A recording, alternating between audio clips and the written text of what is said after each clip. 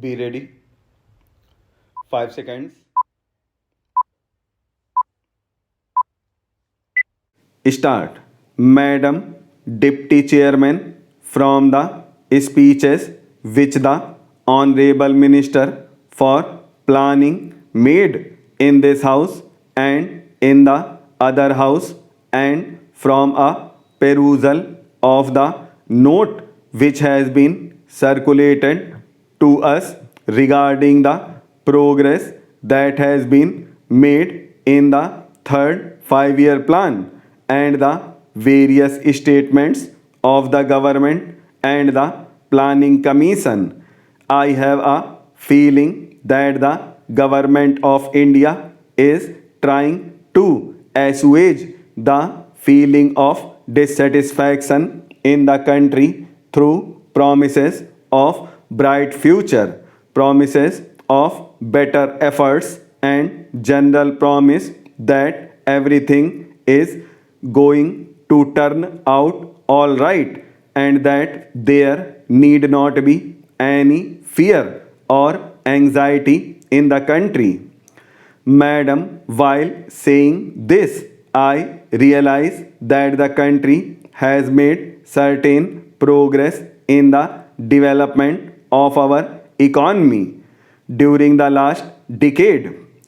Industrial production has increased, agricultural production has increased, the productive capacity has been built up, and we have also got employment opportunities being created.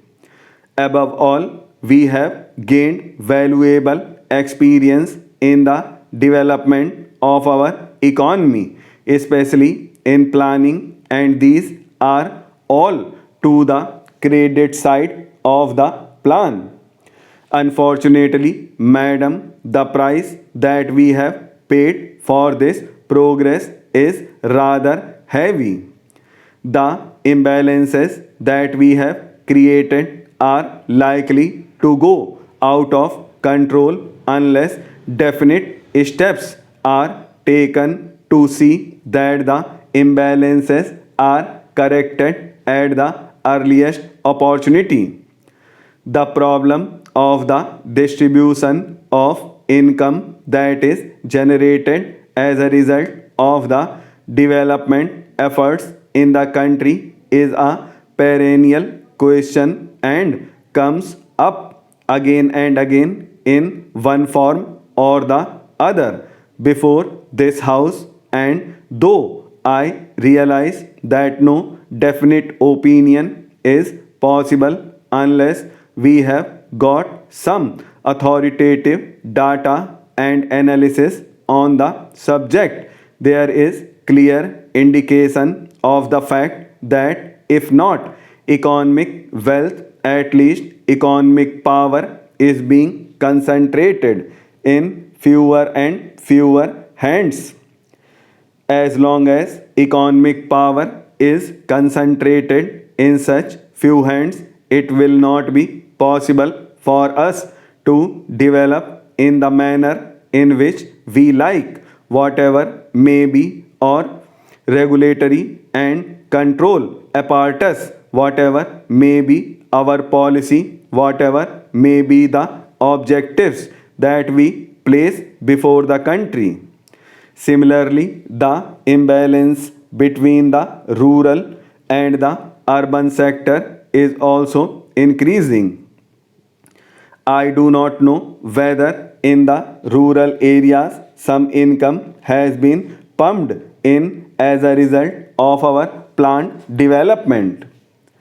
It is possible that the well to do peasants, the richer peasants, might have benefited as a result of our economic development, but as far as the rural areas as a whole is concerned, the disparity and imbalance is definitely growing, and that is also a matter of concern.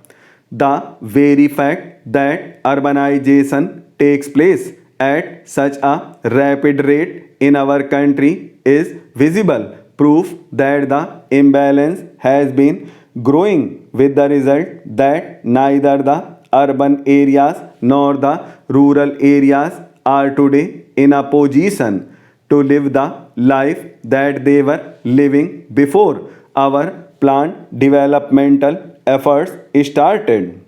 Now there is over congestion in the urban areas. The civic amenities are all on the point of breaking down, and they continuously break down with the slightest accident here or there.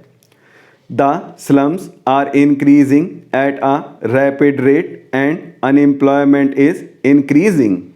Whatever may be the figures regarding crimes, etc., that may be published by the government, there is a definite impression in the country that the crime situation is also deteriorating. That is because of the congestion in the urban areas, because of the difficulties due to lack of resources. They are unable to deal with the problems that arise as a result of this over congestion, and the problem of law and order becomes more acute as a result of this urbanization. Thirdly, the question of unemployment has also taken a rather serious turn, and when the government spokesman addresses homeless to others regarding the agitation against high prices and higher taxes, they completely forget that year by year one earner has to support more and more people, and we have got the authority of no less a person than the planning minister himself to say that the real income of the earner, at least in the lower income groups, has not risen, and in spite of that, that earner has to support a larger and larger number of dependents. There is so much dissatisfaction in the country that people are clamoring against rising prices and rising taxes. The planning minister has given us a frank picture regarding what has happened in the first year of the third plan period, and we are grateful to him for this frank picture. The figures that he has cited have given us a clear idea of what is happening to our economy at the present moment. But he has tried to strike a note of optimism. He has tried to explain the reasons that are responsible for this state of affairs, and he has also indicated that the planning commission is conscious of all these drawbacks.